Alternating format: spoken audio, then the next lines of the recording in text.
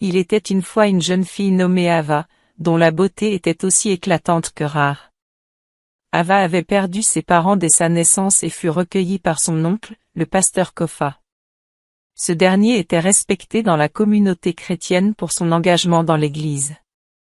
Sa réputation était irréprochable, et il était perçu comme un homme de foi. Pourtant, la réalité était bien différente. Kofa avait une attirance pour les jeunes filles de son Église. Il profitait également de la présence d'Ava à la maison, se comportant de manière inappropriée avec elle. Ava, chaque nuit, pleurait silencieusement, suppliant Dieu de mettre fin à sa souffrance. Les blessures psychologiques et émotionnelles infligées par ces mauvais traitements marquèrent profondément Ava. Malgré sa foi en Dieu, elle se sentait trahie et abandonnée, perdue dans un monde qui lui semblait injuste et cruel. Un soir, alors qu'elle était au bord du désespoir, Ava trouva le courage de fuir. Elle s'échappa de la maison de son oncle, errant dans les rues à la recherche d'un refuge. Elle rencontra une femme qui l'aidait. Cette femme, toutefois, faisait partie d'un groupe malveillant et réussit à influencer Ava, transformant sa douleur en haine. Ava devint un agent malveillant utilisé par les forces du mal. Sa mission était de détruire les vies des pasteurs et des hommes avec de grands destins, surtout ceux qui trompaient et maltraitaient les jeunes filles innocentes. Ava, consumée par la douleur et la haine, jura de démasquer ces personnes et de les empêcher de nuire à d'autres. Elle se sentit investie d'une mission claire, protéger les jeunes filles et exposer ceux qui abusaient de leur pouvoir. Ava fut formée pour devenir une manipulatrice redoutable. Elle apprit à utiliser sa beauté et son charme pour séduire ses victimes, mais cette fois-ci, pour les confronter et les dénoncer. Ses compétences en persuasion étaient mises à profit pour exposer les faiblesses des pasteurs et des chrétiens malveillants. Ava était désormais une arme puissante, au service de la justice et de la protection des jeunes filles. Son passé de souffrance et de mauvais traitements nourrissait sa détermination à accomplir sa mission. La douleur qu'elle avait endurée devenait une force motrice, la poussant à se venger de ceux qui, comme son oncle, profitaient des jeunes filles. Sa haine pour les pasteurs et les chrétiens malveillants était alimentée par son désir de justice. Elle voyait dans chaque pasteur une cible potentielle à dénoncer, chaque église un champ de bataille où elle pouvait mener à bien sa mission. Ava fréquentait les églises sous une fausse identité, se mêlant aux fidèles avec une aisance troublante. Elle observait attentivement les pasteurs et les membres influents des églises, cherchant ceux qui pourraient être vulnérables à ses avances. Ava exploitait les faiblesses humaines avec une précision diabolique, préparant minutieusement chaque confrontation pour maximiser son impact. Sa double vie était soigneusement dissimulée derrière un masque de dévotion. À l'extérieur, elle semblait être l'incarnation de la foi et de la vertu, tandis qu'à l'intérieur, elle planifiait des actions pour exposer les malfaiteurs. Ses interactions avec les pasteurs et les croyants étaient orchestrées avec une maîtrise parfaite, chaque geste et chaque mot calculé pour atteindre ses objectifs. Ava avait désormais un plan clair et précis pour atteindre ses objectifs, démasquer et dénoncer les hommes de Dieu qui avaient des faiblesses pour les jeunes filles. Sa première cible était le pasteur Adja, un homme influent avec une grande église. Adja était respecté par beaucoup, mais il avait une faiblesse bien connue, une attirance pour les jeunes filles de son église. Ava savait que ce défaut pourrait être utilisé à son avantage pour accomplir sa mission de dénonciation. Pour s'approcher de lui, Ava adopta une stratégie bien rodée. Elle commença par se montrer sous un jour vulnérable, jouant parfaitement son rôle de personne en détresse. Elle se rendit régulièrement au service religieux d'Adja, où elle fit mine de chercher du réconfort et de l'aide spirituelle. Son attitude respectueuse et pieuse laissait croire qu'elle était une fidèle dévouée, ce qui lui permit de gagner la confiance du pasteur. Un dimanche, Ava profita de l'occasion pour aborder le pasteur Adja après le culte. Elle prétendit être en proie à des problèmes personnels et spirituels. Elle lui parla de difficultés dans sa vie amoureuse, affirmant que son mariage était en crise et qu'elle ne trouvait pas de solution. De plus, elle évoqua des soucis de santé, comme des menstruations irrégulières et des douleurs des seins. Elle expliqua que ses problèmes la faisaient souffrir et qu'elle se sentait perdue, cherchant désespérément de l'aide. Le pasteur Hadja, touché par ces histoires et voyant en elle une âme en détresse, se montra compréhensif et compatissant. Ava savait qu'il devait se sentir concerné par les difficultés qu'elle décrivait. Elle avait parfaitement calculé le moment de son approche, et elle avait su choisir les bons mots pour susciter la sympathie et la compassion du pasteur. Peu de temps après leur première rencontre, Ava se rendit à nouveau chez Hadja, prétendument pour recevoir des prières. Elle continua de jouer le rôle de la femme affligée et vulnérable, ce qui renforça la perception d'Hadja qu'elle avait vraiment besoin d'aide. Lors de cette visite, Ava fit en sorte que la conversation devienne plus personnelle, se rapprochant de plus en plus du pasteur. Elle évoqua des détails intimes et personnels, créant un lien émotionnel avec lui. Hadja, de plus en plus impliquée émotionnellement, commença à voir Ava non seulement comme une femme en détresse, mais aussi comme une opportunité d'agir selon ses propres désirs. La vulnérabilité qu'elle affichait, couplée à sa beauté envoûtante, fit naître en lui une attraction qu'il ne put ignorer. Il était clair que le pasteur Hadja était séduit par Ava, et il se montra de plus en plus ouvert à ses demandes de soutien. Elle se montra particulièrement émotive, ce qui renforça la compassion d'Hadja. Ils commencèrent par une prière, mais Ava fit en sorte que la situation devienne de plus en plus intime. Elle demanda à Hadja de la réconforter physiquement, prétextant qu'elle avait besoin de chaleur et de réconfort dans un moment de grande détresse. Le pasteur, laissé sans défense face à la séduction d'Ava, céda peu à peu à ses avances. Ava savait que le moment était venu pour elle de passer à l'étape suivante de sa mission. Sa manipulation et sa stratégie avaient porté leurs fruits. Hadja, perdu dans ses désirs, laissa ses principes de côté et céda au charme d'Ava. Ils passèrent la nuit ensemble, et Ava accomplissait ainsi une étape cruciale de sa mission. Le lendemain matin, Hadja se réveilla dans un état de confusion. Il avait mal, et une fatigue extrême le submergea. Ava, ayant atteint son but, profita de l'occasion pour quitter discrètement les lieux. Elle savait que l'étape suivante de son plan était imminente. Le pasteur, dont la faiblesse spirituelle avait été exploitée avec succès, ne parvint pas à se lever du lit. Sa condition se détériora rapidement, et il mourut subitement. La nouvelle de la mort de pasteur Hadja se répandit rapidement dans la communauté chrétienne. Les fidèles étaient sous le choc, incapables de comprendre comment un homme aussi respecté avait pu mourir dans de telles circonstances. La communauté fut secouée par cette perte tragique, et les rumeurs commencèrent à circuler. Cependant, Ava n'était pas là pour assister aux manifestations de chagrin et de confusion. Elle savait que son travail n'était pas terminé. La secte avait déjà salué son succès comme une victoire, mais pour elle, ce n'était que le début de sa mission. Avec la chute du pasteur Hadja, elle avait prouvé sa capacité à manipuler et à détruire, mais elle devait continuer à semer le chaos. Ava poursuivit son périple avec une détermination renouvelée. Sa capacité à se déguiser en femme fragile et à exploiter les faiblesses des hommes avait fait ses preuves. Elle chercha maintenant d'autres pasteurs et croyants influents, prêts à céder aux tentations qu'elle offrait. La liste de ses victimes potentielles s'allongeait, et son désir de vengeance contre les hommes de Dieu continuait à guider ses actions. Ava se mit à cibler les jeunes hommes des églises, en particulier ceux qui avaient une faiblesse marquée pour les femmes. Elle savait que cette vulnérabilité pourrait être exploitée pour accomplir sa mission. Les jeunes hommes, souvent influencés par leurs désirs et leurs passions, devenaient des proies faciles pour elle. Ava profita de cette faiblesse en se présentant comme une femme séduisante et désireuse de répondre à leurs besoins. Sa méthode était simple mais redoutablement efficace. Elle offrit des relations sexuelles gratuites. Elle se déplaçait de ville en ville, utilisant son charme et sa beauté pour attirer les hommes. Ava savait comment manipuler les désirs masculins et leur offrir ce qu'ils recherchaient, souvent sous des prétextes séduisants. Pour elle, chaque rencontre était une opportunité de tester et de détruire les vies. Lorsque ces jeunes hommes couchaient avec Ava, Ils ne savaient pas qu'ils signaient leur arrêt de mort.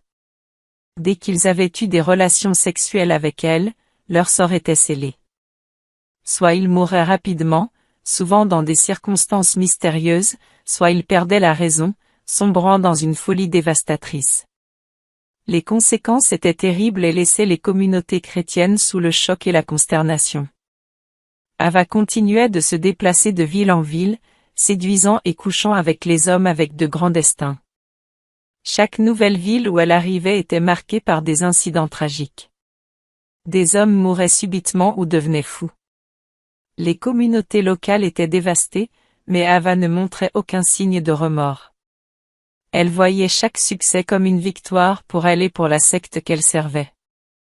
Forte de ses succès précédents, Ava fixa son regard sur une nouvelle cible, un jeune pasteur puissant et oint, nommé Maouvi, qui est une menace pour le royaume des ténèbres.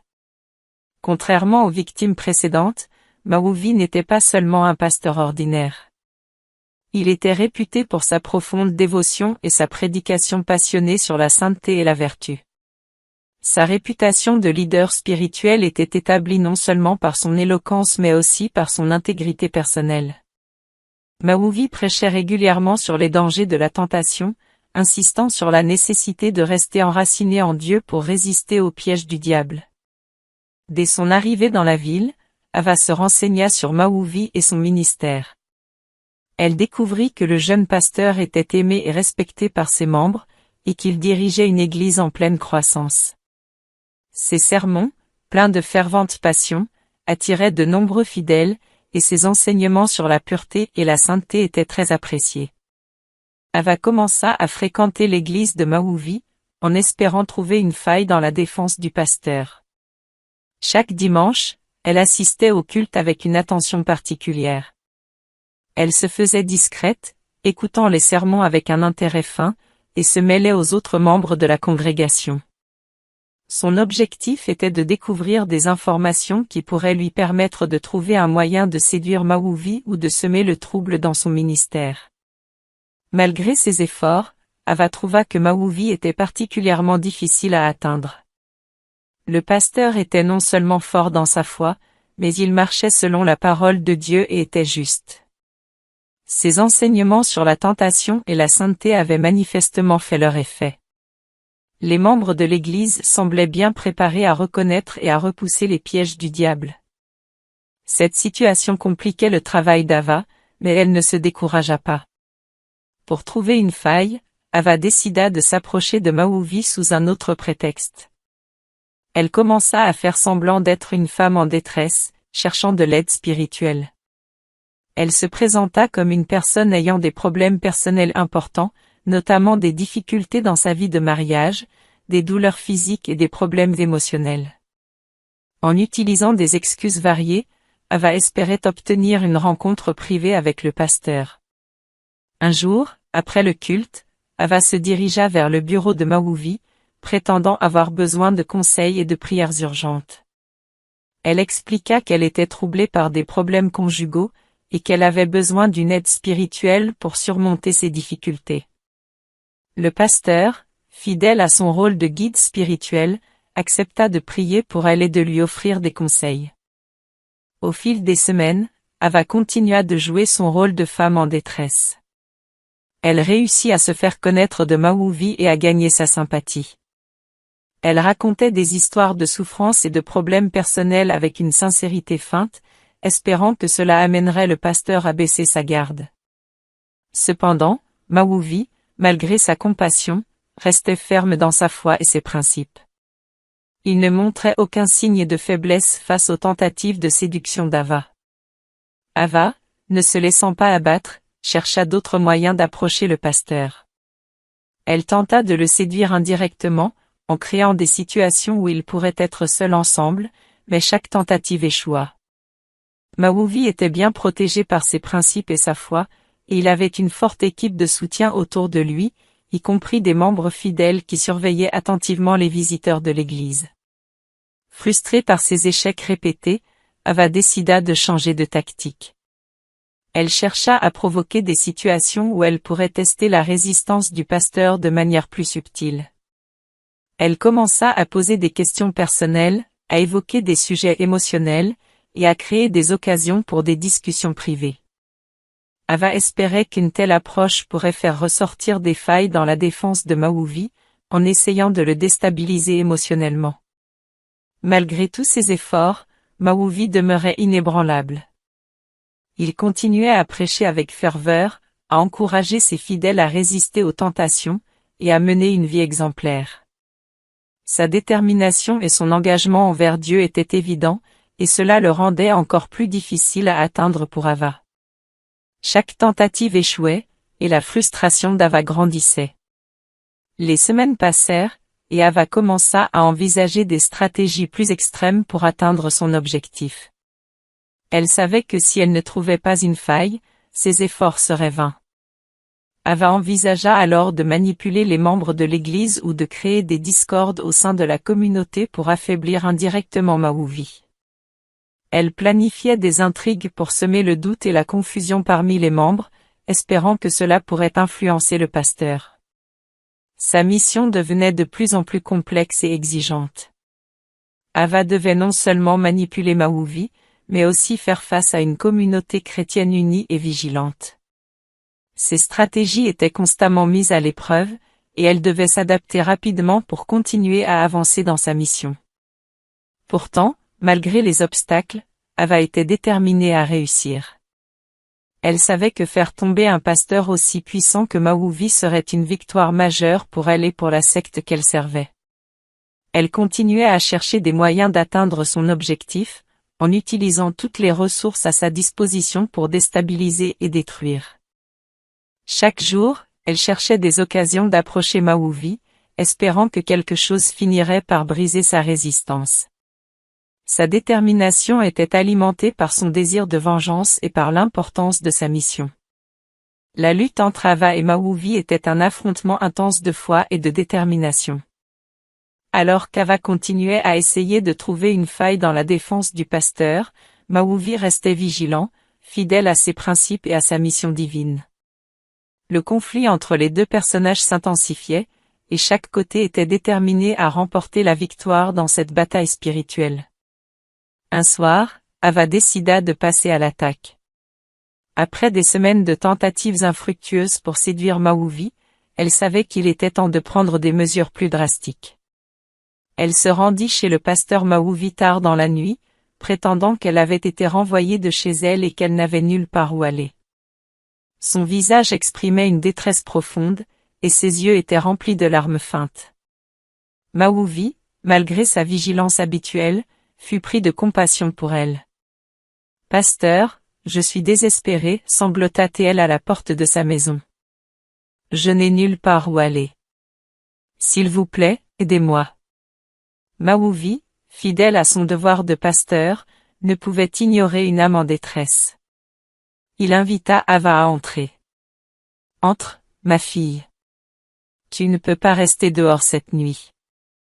Je t'offrirai un abri, et nous prierons ensemble pour que Dieu te donne la force de surmonter cette épreuve. » Ava, derrière son masque de vulnérabilité, souriait intérieurement.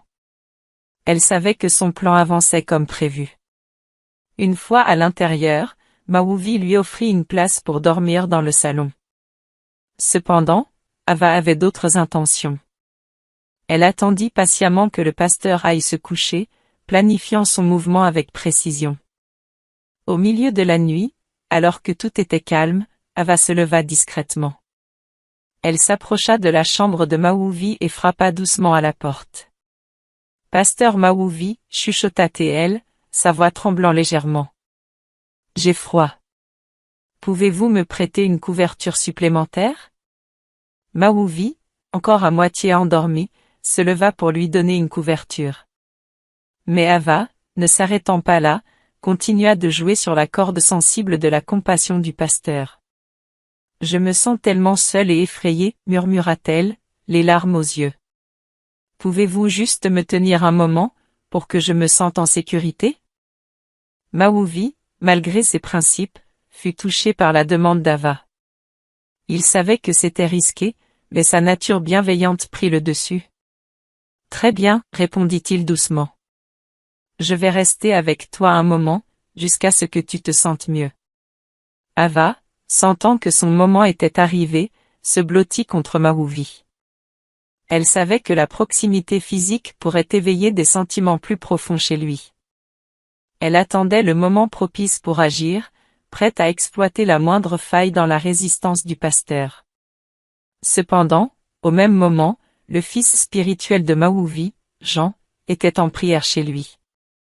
Jean était un jeune homme fervent et dévoué, qui considérait Maouvi comme son mentor et guide spirituel. Cette nuit-là, il ressentit une agitation inhabituelle dans son esprit. Alors qu'il priait, il eut une vision troublante. Il vit son père spirituel en danger, aux prises avec une force obscure et maléfique. Alarmé par cette révélation divine, Jean intensifia ses prières. « Seigneur, protège mon père spirituel », pria-t-il avec ferveur. Ne permets pas que le mal le touche. Donne-lui la force de résister à la tentation. Chez Maouvi, l'atmosphère devenait de plus en plus intense. Ava, sentant que Maouvi commençait à céder à la tentation, intensifia ses avances. Elle se rapprocha de lui, murmurant des paroles douces et séductrices. Maouvi, comme possédé par une force qu'il ne comprenait pas, se retrouva bientôt au lit avec elle. Mais au moment où il était sur le point de succomber, une force invisible sembla l'arrêter. Il sentit une chaleur étrange, une présence qui lui donna la clarté d'esprit. Il se redressa soudainement, réalisant ce qui se passait. « Non » s'écria-t-il, se reculant brusquement. « Je ne peux pas faire ça. » Ava, surprise par cette réaction, essaya de le retenir. « Maouvi, ne me laisse pas seule. J'ai besoin de toi. » Mais Maouvi, maintenant pleinement conscient, se leva du lit, son esprit clair et déterminé. « Fille du diable » s'écria-t-il d'une voix autoritaire. « Je te connais, Jézabel, tu as échoué. Comment oses-tu toucher loin de Dieu ?» Le pasteur, rempli d'une sainte colère, commença à prier en langue, invoquant le feu du Saint-Esprit. Ava, prise de panique, commença à crier comme si des flammes invisibles la consumaient. « S'il te plaît, » hurla-t-elle, sa voix brisée par la terreur. « Je vais tout avouer. J'ai été envoyée pour te détruire. Ne me tue pas, s'il te plaît. » Elle se tordait de douleur, suppliant pour sa vie. Maouvi, sans faiblir, continua de prier avec une intensité accrue. Ava, confrontée à la force de la prière de Maouvi et à la présence divine, tomba à terre. Son visage montrait un mélange de terreur et de douleur. Elle ne pouvait plus résister à la puissance spirituelle qui l'entourait. Les mots sortaient de sa bouche comme un torrent incontrôlable. « Je confesse. Je suis un agent diabolique. J'ai été envoyé pour détruire les destinées des hommes de Dieu. J'ai séduit et fait tomber de nombreux pasteurs, avoua-t-elle. Maouvi, bien que choqué par ses aveux, continua de prier avec intensité. Il prit sa Bible et commença à réciter des versets puissants, invoquant la présence de Dieu pour purifier et délivrer la situation. Ava se tordait de douleur spirituelle, mais elle continuait de confesser. J'ai causé la chute de Pasteur Adja. J'ai détruit des vies et des ministères. Je n'étais qu'un instrument entre les mains du diable, continua-t-elle, sa voix brisée par le remords. La pièce était maintenant remplie d'une atmosphère de prière intense et de lutte spirituelle. La confession d'Ava et les prières ferventes de Maouvi créèrent une transformation visible. Lentement, mais sûrement, une paix surnaturelle commença à envahir la pièce. Ava, toujours à terre, semblait maintenant plus calme, ses sanglots se transformant en soupirs de soulagement. Maouvi s'agenouilla près d'elle, posant une main réconfortante sur son épaule. « Ava, Dieu t'aime malgré tout ce que tu as fait. Sa grâce est infinie, et il est prêt à te pardonner si tu te repens sincèrement, » dit-il avec douceur. Ses paroles étaient pleines de compassion et de vérité. Ava leva les yeux vers Maouvi, un regard de gratitude et de repentir dans ses yeux. « Je suis désolée. Je veux changer. Aidez-moi, murmura-t-elle, sa voix faible mais sincère. Maouvi ajouta, le chemin de la rédemption est ouvert à tous ceux qui cherchent Dieu avec un cœur sincère. Nous serons là pour te soutenir, Ava. Finalement, après une longue nuit de prière, Ava sembla libérée. Son visage, autrefois marqué par la douleur et la ruse, rayonnait maintenant de paix et de calme. Merci, murmura-t-elle, épuisée mais soulagée. Je sens que quelque chose a changé en moi. Je veux suivre Dieu et laisser derrière moi toutes ces ténèbres. Ava, dit Maouvi doucement, nous serons là pour toi. Nous t'aiderons à trouver un nouveau chemin, un chemin de lumière et de vérité. Mais tu dois aussi être prête à affronter les conséquences de tes actions, et à chercher la réconciliation avec ceux que tu as blessés. Ava hocha la tête, acceptant cette réalité. Je le ferai. Je veux changer, vraiment changer. Merci pour votre compassion et vos prières. Cette nuit-là, une grande victoire spirituelle avait été remportée. Maouvi, aidé par Jean, avait réussi à arracher Ava des griffes maléfiques par la puissance de la prière et la foi en Dieu. Ils savaient que leur mission n'était pas terminée, mais ils étaient plus déterminés que jamais à continuer leur lutte contre les forces des ténèbres, armés de leur foi inébranlable et de leur dévotion à la vérité. Et ainsi, Ava commença son nouveau voyage vers la rédemption, entourée de l'amour et du soutien de la communauté de croyants. Elle savait que ce chemin ne serait pas facile, mais elle était prête à faire face à ses erreurs et à chercher une nouvelle vie sous la guidance et la grâce de Dieu. Cette histoire nous rappelle que le diable envoie ses agents partout pour détruire des destinées. Chaque erreur de notre part est une occasion pour l'ennemi de frapper. C'est un appel à veiller sur notre chair, à ne pas nous laisser guider par nos désirs charnels, à vivre selon la parole de Dieu et à prier sans cesse. Le salaire du péché, c'est la mort.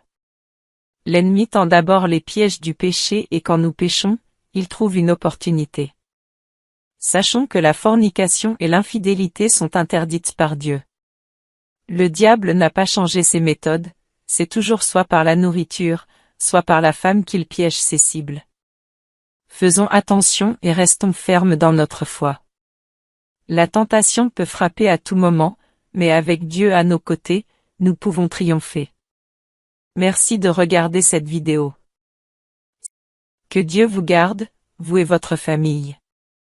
Au revoir.